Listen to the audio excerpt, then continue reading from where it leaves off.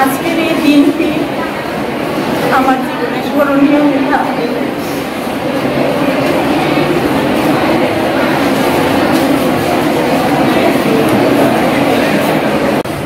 স্কুলে কর্মকালে যারা আমাকে বিভিন্ন কাজে সহায়তা করেছেন তাদেরকে, বিশেষ করে যাদের নাম না বললেই নয়, হুজুর sir, Rafiq sir, Sucharita, Ilias sir, Jehad sir, Sujit sir,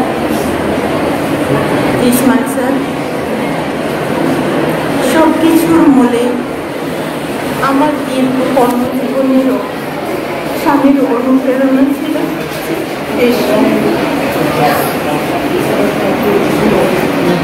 এই দীর্ঘ প্রায় 33 বছরের পথ চলায়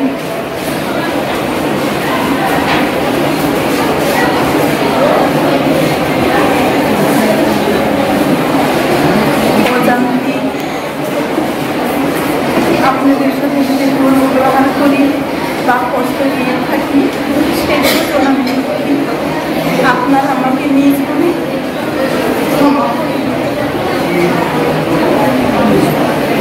আজকের এই দিনটি আমার জীবনে স্মরণীয় হয়ে থাকবে।